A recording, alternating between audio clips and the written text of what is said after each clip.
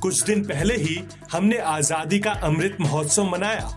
इन 75 सालों में देश में काफी कुछ बदलाव हुए, लेकिन राजनीति नहीं बदली। वोट बैंक की राजनीति ने इतना अंधा कर दिया कि हम सुरक्षा को लेकर भी आंख मूंद लेते हैं। देश के कई इलाके ऐसे हैं जो आज सुरक्षा की दृष्टि से खतरा बन सकते हैं। फिलहाल हम बात कर रहे हैं बिहार के सीमांचल की। सीमांचल आज ऐसे संकट की तरफ मुंह बाए खड़ा है जिसकी तरफ किसी का ध्यान नहीं है, और ऐसा भी नहीं है कि इसकी जानकारी किसी को नहीं है, लेकिन इस पर कभी बात नहीं हुई। बिहार के 7 जिले नेपाल सीमा से लगते हैं। इनमें मेधापुरा, कटिहार, सहरसा, किशनगंज, अररिया, सुपौल और पूर्णिया है। इन जिलों में पिछले कुछ वर्षों में जनसांख्यिकी दृष्टि से एक अलग तरह का बदलाव देखने को मिला है। ये बदलाव भारत की अंतर्राष्ट्रीय सीमा पर अवैध गतिविधियों को पुख्ता करता है। इन आंकड़ों को देखिए।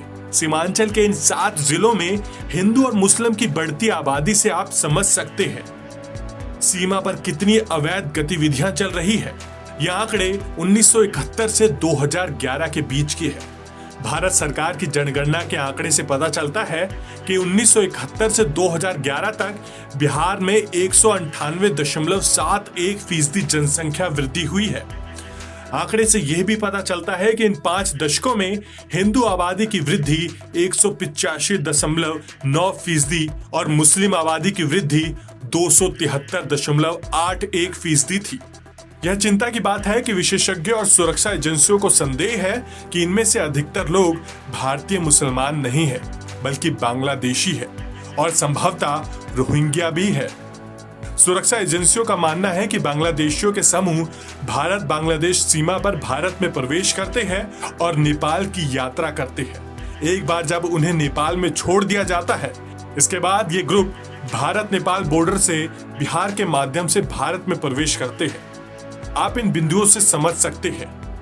बांग्लादेशी रोहिंग्या नेपाल बॉर्डर से भारत में प्रवेश करते हैं, भारत की तरफ से दी गई यात्रा सुविधा का दुरुपयोग करते हैं।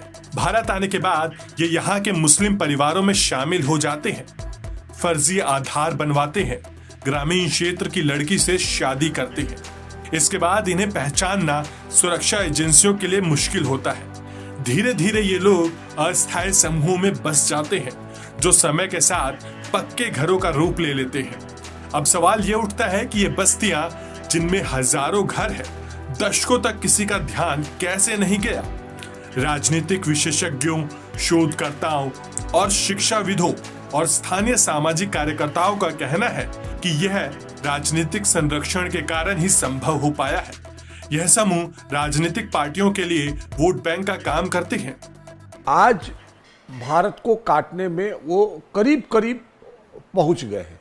जैसे अगर आप देखेंगे, ये जो 7 सिस्टर जिसको सरजील इमाम ने बोला था कि हम काट देंगे, चिकन नेक कहा जाता है किशनगंज को, ये गला दबा देंगे तो भूटान और 7 राज्य उधर के जो आसाम, अरुणाचल, नागालैंड, मणिपुर, त्रिपुरा, मिजोरम, मेघालय है, वो भारत से कट जाएंगे। तो इसको काटने के लिए किशनगंज मुस्लिम बहुल था, लेकिन प्रॉपर किशनगंज जहाँ से रेल लाइन पहुँच रही है, ये 1961 तक बहुमत में था। वहाँ अचानक जनसंख्या भेजी गई। ये बैठ करके बांग्लादेश, देखिए मैं मानता हूँ कि पाकिस्तान की तुलना में, पाकिस्तान से तो आतंकवादी आते हैं, लेकिन ये डेमोग्राफिक चेंज करने के लिए ये हमारे लिए दुश्मन नंबर 1 है बांग्लादेश। बांग्लादेश से लोग आते हैं, वो आके और यहाँ हमारी पूरी डेमोग्राफी को चेंज कर रहे हैं। तो 2 प्रखंड थे जहाँ हिंदू बहुमत थे, उसमें प्रॉपर किशनगंज था जहाँ से रेलवे लाइन पास कर रहा है। अब वो मुस्लिम बहुल कर दिया उन लोगों ने अचानक। यानी देश भर में 4% से लेकर 4.5% तक का मुस्लिम ग्रोथ हुआ है आज़ादी के बाद से। लेकिन अगर किसी एक प्रखंड में 12%, 8%, 10% ग्रोथ हो रहा, तो आप इसको क्या कहेंगे? स्वाभाविक है, ये भारत के मुसलमानों की संख्या नहीं है। इतना ही नहीं, एक बार भारत में प्रवेश करने के बाद ये अवैध कारोबार भी करती है। आए दिन पुलिस यूरेनियम और ड्रग्स के साथ लोगों को गिरफ्तार भी करती है। ऐसे में ये देश की सुरक्षा से खिलवाड़ नहीं तो और क्या है।